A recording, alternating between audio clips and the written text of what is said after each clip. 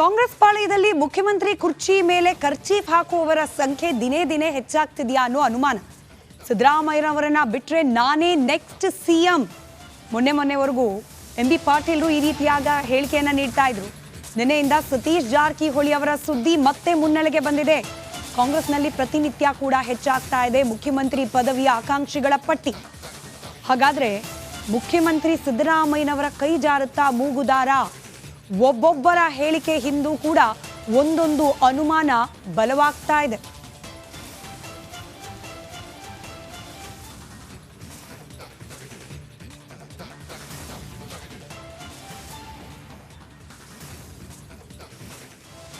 ಲೋಪದೋಷಗಳು ಇದೇ ಮೂಡ ವಿಚಾರಕ್ಕೆ ಸಂಬಂಧಪಟ್ಟಂತೆ ಬೆಳಕಿಗೆ ಬಂದಿದೆ. ಅದರ ಡೀಟೇಲ್ ರಿಪೋರ್ಟ್ ನಿಮ್ಮ ಮುಂದೆ.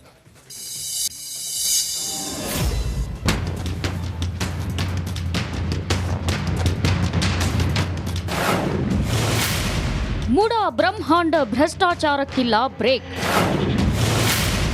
ಆಯುಕ್ತರ ಬಳಿಕ ಮಾಜಿ ಅಧ್ಯಕ್ಷನ ಸರದಿ. ಒಂದೇ ದಿನ ಬರೋಬ್ಬರಿ 848 ನಿವೇಶನ ಖಾತೆ.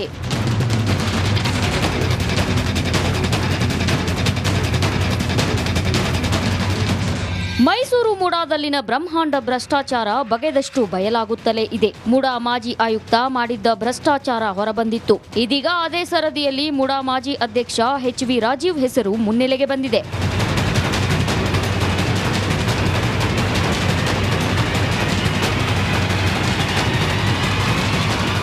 ಹೌದು, ಕಳೆದ ಬಿಜೆಪಿ ಸರ್ಕಾರದ ಅವಧಿಯಲ್ಲಿ ಮುಡಾ ಅಧ್ಯಕ್ಷರಾಗಿದ್ದ ಎಚ್.ವಿ. ರಾಜೀವ್ ಒಂದೇ ದಿನದಲ್ಲಿ ಬರೋಬ್ಬರಿ 848 ನಿವೇಶನಗಳ ಖಾತೆ ಮಾಡಿಸಿಕೊಂಡಿದ್ದಾರೆ. ಈ ಬಗ್ಗೆ 22/2/2022ರಂದೇ ಸರ್ಕಾರದ ನಗರಾಭಿವೃದ್ಧಿ ಪ್ರಾಧಿಕಾರದ ಕಾರ್ಯದರ್ಶಿಗೆ ಹಿಂದಿನ ಮುಡಾ ಆಯುಕ್ತ ನಟೇಶ್ ಬರೆದಿರೋ ಪತ್ರದಲ್ಲಿ ಉಲ್ಲೇಖವಾಗಿದೆ.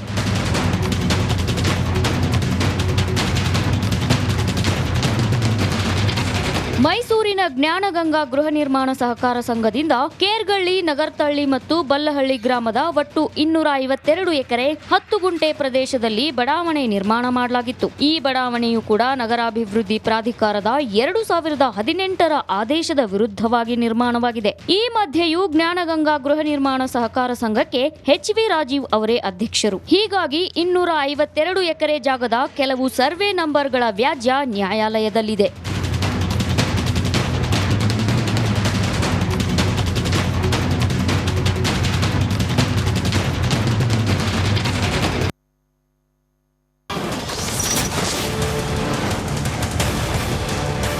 ಶಿವಕುಮಾರ್ ಅವರು ಸರಿಸುಮಾರು 1 ವಾರಗಳ ಕಾಲ ಅಮೆರಿಕ ಪ್ರವಾಸ. ಈ ಪ್ರವಾಸದ ಸಂದರ್ಭದಲ್ಲಿ ರಾಹುಲ್ ಗಾಂಧಿ ಹಾಗೆ ಡಿ.ಕೆ. ಶಿವಕುಮಾರ್ ಅವರು ಕಮಲಾ ಹ್ಯಾರಿಸ್ ಅವರನ್ನ ಭೇಟಿಯಾಗ್ತಾರಾ? ಅಧ್ಯಕ್ಷೀಯ ಚುನಾವಣೆ ಕುರಿತಂತೆ ಏನಾದರೂ ಲೆಕ್ಕಾಚಾರಗಳು, ಮಾತುಕತೆಗಳು, ಚರ್ಚೆಗಳೇನಾದರೂ ನಡೆಯುತ್ತಾ ಅನ್ನೋ ಕುತೂಹಲ ಸದ್ಯಕ್ಕೆ ಮನೆ ಮಾಡಿದೆ. ಇಲ್ಲಿ ಗೃಹ ಸಚಿವರನ್ನ ಟಾರ್ಗೆಟ್ ಮಾಡಬೇಕು ಅಂತಲೋ ಅಥವಾ ಕಾಂಗ್ರೆಸ್ ಪಕ್ಷದ ಸರ್ಕಾರ ಇದೆ ಪದೇ ಪದೇ ಪ್ರಶ್ನೆ ಕೇಳಬೇಕು ಅಂತಲೋ ಉದ್ದೇಶ ಅಲ್ಲ. ಆದರೆ ಜವಾಬ್ದಾರಿಯುತ ಮಾಧ್ಯಮವಾಗಿ ರಾಜ್ಯದಲ್ಲಿ ಇರ್ತಕ್ಕಂಥ ಸ್ಥಿತಿಗತಿಗಳ ಬಗ್ಗೆ ಬೆಳಕು ಚೆಲ್ಲೋದು, ಜನರಿಗೆ ಅದನ್ನ ಗಮನಕ್ಕೆ ತರೋದು, ಹಾಗೆ ಆಡಳಿತಾರೂಢ ಪಕ್ಷವಾದ ಕಾಂಗ್ರೆಸ್ ಆಗಿರ್ಬೋದು, ಬಿಜೆಪಿ ಆಗಿರ್ಬೋದು, ಯಾವ ಪಕ್ಷ ಆಡಳಿತವನ್ನ ನಡೆಸ್ತಾ ಇದೆ ಅದಕ್ಕೆ ಇರುವ ವಸ್ತುಸ್ಥಿತಿಯನ್ನ ಮತ್ತೆ ಮತ್ತೆ ನೆನಪು ಮಾಡೋದು ಮಾಧ್ಯಮಗಳ ಕರ್ತವ್ಯ. ಆ ಕರ್ತವ್ಯವನ್ನ ರಿಪಬ್ಲಿಕ್ ಕನ್ನಡ ಮಾಡ್ತಾ ಇದೆ. ಕೇವಲ ಗಾಳಿಲ್ ಗುಂಡು ಹೊಡೆಯೋದಲ್ಲ, ಅಂದ್ರೆ ಅಪರಾಧ ಪ್ರಕರಣಗಳು ಹೆಚ್ಚಾಗ್ತಿದೆ ಅಂತ ಹೇಳಿ ಸುಮ್ಮನೆ ಹೇಳಬೇಕು ಅಂತ ಹೇಳೋದಲ್ಲ. ಸ್ಟಾಟಿಸ್ಟಿಕ್ಸ್ ವಿತ್ ಡೇಟಾ, ಅಂಕಿ ಸಂಖ್ಯೆಗಳ ಸಮೇತ ನಿಮ್ಮ ಮುಂದೆ ಇಡ್ತಾ ಇದ್ದೀವಿ. ಆ ಮೂಲಕ ಗೃಹ ಇಲಾಖೆಗೆ ನೇರವಾದ ಪ್ರಶ್ನೆ. ಪ್ರತಿ ಬಾರಿ ಪ್ರಶ್ನೆ ಮಾಡಿದಾಗ್ಲೂ ಕೂಡ ಕಾಂಗ್ರೆಸ್ಸಿಗರು ಹೇಳೋದು ಬಿಜೆಪಿ ಅವಧಿಯಲ್ಲಿ ಏನು ಆಗೇ ಇರಲಿಲ್ವಾ, ಇನ್ಫ್ಯಾಕ್ಟ್ ಬಿಜೆಪಿ ಅವಧಿಯಲ್ಲೇ ಹೆಚ್ಚಿತ್ತು ಅಪರಾಧ ಪ್ರಕರಣಗಳು ಅಂತ ಹೇಳಿ. ನಮಗೆ ಪೊಲೀಸ್ ಇಲಾಖೆಯ ಸೋರ್ಸ್ಗಳಿಂದಲೇ ಸಿಕ್ಕೋ ಮಾಹಿತಿ ಪ್ರಕಾರ ಬಿಜೆಪಿ ಅವಧಿ ಅಂದ್ರೆ ಬಿಜೆಪಿ ಅವಧಿಯ ಕಡೆ ವರ್ಷ 2022-23ನೇ ವರ್ಷದಲ್ಲಿ ಆದ ಅಪರಾಧ ಪ್ರಕರಣಗಳ ಸಂಖ್ಯೆ, ಹಾಗೆ ಈಗ ಕಾಂಗ್ರೆಸ್ ನೇತೃತ್ವದ ಸರ್ಕಾರ ಬಂದ ನಂತರ 2023-24ನೇ ಆ ಅವಧಿಯಲ್ಲಿ ಆದ ಅಪರಾಧ ಪ್ರಕರಣಗಳನ್ನು ತುಲನೆ ಮಾಡಿ, ಕಂಪೇರ್ ಮಾಡಿ ಗಮನಿಸ್ತಾ ಹೋಗೋಣ. ಯಾವ್ಯಾವ ರೀತಿಯ ಅಪರಾಧ ಪ್ರಕರಣಗಳಲ್ಲಿ ಏರಿಕೆಯಾಗಿದೆಯಾ ಅಥವಾ ಇಳಿಕೆಯಾಗಿದೆಯಾ ಕಾಂಗ್ರೆಸ್ ಸರ್ಕಾರ ಬಂದ ನಂತರದಲ್ಲಿ ಅಂತ ಹೇಳಿ. ಮತ್ತೆ ಹೇಳ್ತೀನಿ, ಇದು ಕೇವಲ ಬಿಜೆಪಿ ಸರ್ಕಾರದ ಅವಧಿಯ ಕಡೆ ವರ್ಷ 2023-23ನೇ ಸಾಲಿನ 22-23ನೇ ಸಾಲಿನ ಲೆಕ್ಕಾಚಾರ, ಹಾಗೆ ಕಾಂಗ್ರೆಸ್ ಸರ್ಕಾರ ಬಂದು ಒಂದು ವರ್ಷದ ಅವಧಿಯ ಲೆಕ್ಕಾಚಾರ. ಗಮನಿಸ್ತಾ ಹೋಗೋಣ. ಕೊಲೆ ಪ್ರಕರಣದಿಂದ ಪ್ರಾರಂಭವಾಗಿ ಗಮನಿಸ್ತಾ ಇದ್ದೀರಿ, ಕೊಲೆ ಪ್ರಕರಣಗಳು ಬಿಜೆಪಿ ಅವಧಿಯ ಕಡೆ ಒಂದು ವರ್ಷದಲ್ಲಿ ದಾಖಲಾಗಿದ್ದು 173. ಕಾಂಗ್ರೆಸ್ ಸರ್ಕಾರ ಬಂದ ನಂತರದಲ್ಲಿ 207 ಕೊಲೆ ಪ್ರಕರಣಗಳು. ಅಲ್ಲಿಗೆ ಕೊಲೆ ಪ್ರಕರಣಗಳಲ್ಲಿ 31% ಏರಿಕೆಯಾಗಿದೆ. ಕಳೆದ ಒಂದು ವರ್ಷದ ಅವಧಿಯಲ್ಲಿ 31%, 31% ಹೆಚ್ಚಿಗೆ ಆಗಿದೆ. ಕಳ್ಳತನ ಪ್ರಕರಣಗಳು ಬಿಜೆಪಿ ಅವಧಿಯಲ್ಲಿ 477 ಕಳ್ಳತನ ಪ್ರಕರಣಗಳು ವರದಿಯಾಗಿತ್ತು ರಾಜ್ಯಾದ್ಯಂತ. ಇನ್ನು ಕಾಂಗ್ರೆಸ್ನ ಅವಧಿಯ ಮೊದಲ ಒಂದು ವರ್ಷದಲ್ಲಿ 673 ಕಳ್ಳತನ ಪ್ರಕರಣದಲ್ಲೂ ಕೂಡ 41% ಏರಿಕೆಯಾಗಿದೆ ಕೈ ಸರ್ಕಾರ ಬಂದ ನಂತರದಲ್ಲಿ. ವೆರಿ ಇಂಪಾರ್ಟೆಂಟ್, ಲೈಂಗಿಕ ಕಿರುಕುಳದ ವಿಚಾರವನ್ನು ನಾವು ಗಮನಿಸಿದಾಗ ಬಿಜೆಪಿ ಅವಧಿಯಲ್ಲಿ 731 ಒಂದು ವರ್ಷದ ಅವಧಿಯಲ್ಲಿ ದಾಖಲಾದ ಪ್ರಕರಣಗಳು. ಅದೇ ಕಾಂಗ್ರೆಸ್ ಸರ್ಕಾರ ಬಂದ ನಂತರದಲ್ಲಿ ಗಮನಿಸಿ 1163 ಲೈಂಗಿಕ ಕಿರುಕುಳದ ಪ್ರಕರಣಗಳು ಅಧಿಕೃತವಾಗಿ ದಾಖಲಾಗಿರೋದಿದು. ಎಷ್ಟೋ ಪ್ರಕರಣಗಳು ಪೊಲೀಸ್ ಠಾಣೆಯ ಮೆಟ್ಟಿಲೇ ಇರೋದಿಲ್ಲ. ಮೆಟ್ಟಿಲೇರಿದ್ರೂ ಕೂಡ ಅಲ್ಲಿ FIR ಹಂತಕ್ಕೆ ಹೋಗಿ ತನಿಖೆ ಆಗೋ ಹಂತಕ್ಕೆ ಹೋಗೋದಿಲ್ಲ. ಇವೆಲ್ಲವೂ ಕೂಡ ಅಧಿಕೃತವಾಗಿ ರಿಜಿಸ್ಟರ್ ಆಗಿರುವ ಕಂಪ್ಲೇಂಟ್ಗಳ ಸಂಖ್ಯೆ. 731 ಬಿಜೆಪಿ ಅವಧಿ, ಕಾಂಗ್ರೆಸ್ ಅವಧಿಯಲ್ಲಿ 1163, 55%. ಕಾಂಗ್ರೆಸ್ ಆಡಳಿತದ ಒಂದು ವರ್ಷದ ಅವಧಿಯಲ್ಲಿ 55%ನಷ್ಟು ಲೈಂಗಿಕ ಕಿರುಕುಳದ ಪ್ರಕರಣಗಳಲ್ಲಿ ಏರಿಕೆಯಾಗಿದೆ. ಮಕ್ಕಳ ವಿರುದ್ಧದ ಕ್ರೈಮ್, ಪುಟ್ಟ ಮಕ್ಕಳ ಮೇಲಾಗ್ತಾ ಇರುವ ದೌರ್ಜನ್ಯ, ಶೋಷಣೆ ಪ್ರಕರಣಗಳು ಬಿಜೆಪಿ ಅವಧಿಯಲ್ಲಿ ದಾಖಲಾಗಿದ್ದು 561, ಕಾಂಗ್ರೆಸ್ ಅವಧಿಯಲ್ಲಿ ದಾಖಲಾಗಿರುವುದು 631, 12.5% ಏರಿಕೆಯಾಗಿದೆ.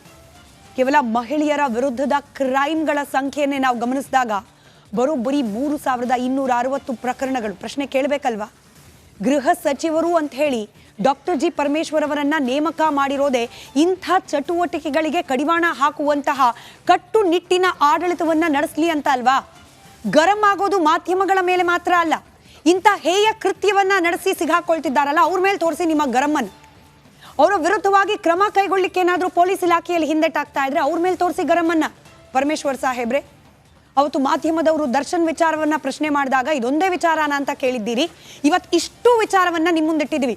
ಮಕ್ಕಳ ಮೇಲೆ ನಡೀತಾ ಇರುವ ದೌರ್ಜನ್ಯ, ಮಹಿಳೆಯರ ಮೇಲೆ ನಡೀತಾ ಇರುವ ಲೈಂಗಿಕ ದೌರ್ಜನ್ಯದ ಪ್ರಕರಣಗಳು, ಕಳ್ಳತನ, ಸುಲಿಗೆ, ಕೊಲೆ ಯತ್ನ, ಎಲ್ಲಾ ಪ್ರಕರಣಗಳಲ್ಲೂ ಕೂಡ ಶೇಕಡವಾರು ಪ್ರಮಾಣ ಏರಿಕೆಯಾಗಿದೆ ನಿಮ್ಮ ಅವಧಿಯಲ್ಲಿ. ಪ್ರಶ್ನೆ ನಾವು ಮಾಡಿದ್ದೀವಿ, ಉತ್ತರ ಕೊಡ್ತಾರ ಪರಮೇಶ್ವರ್ ಅವರು? ಕಾದ್ ನೋಡೋಣ. ಇದರ ಮತ್ತಷ್ಟು ಡೀಟೇಲ್ಸ್ ನೊಂದಿಗೆ ನನ್ನ ಕಲೀಗ ಧ್ರುವ ನೇರ ಸಂಪರ್ಕದಲ್ಲಿದ್ದಾರೆ. ಧ್ರುವ, ದರ್ಶನ್ ವಿಚಾರ ಬಿಟ್ಟು ಬೇರೆ ವಿಚಾರ ಮಾತನಾಡಿ ಅಂದಿದ್ರು ಗೃಹ ಸಚಿವರು. ಮಾತನಾಡ್ತಿದ್ದೀವಿ ಇವತ್ತು. ಡೇಟಾ ಸಮೇತ ಬಯಲಿಗೆ ಎಳೆದಿದ್ದೇವೆ. ಕಾಂಗ್ರೆಸ್ ಅವಧಿ ಬಂದ ನಂತರದಲ್ಲಿ ಅಪರಾಧ ಪ್ರಕರಣಗಳಲ್ಲಿ ಯಾವ ರೀತಿ ಏರಿಕೆ ಆಗಿದೆ ಅಂತ ಹೇಳಿ ಉತ್ತರ ಕೊಡ್ತಾರಾ ಪರಮೇಶ್ವರ್ ಅವರು, ಅಥವಾ ಮೀಟಿಂಗ್ ನಲ್ಲೇ ಬ್ಯುಸಿ ಇರ್ತಾರಾ ಅಂತ ಹೇಳಿ?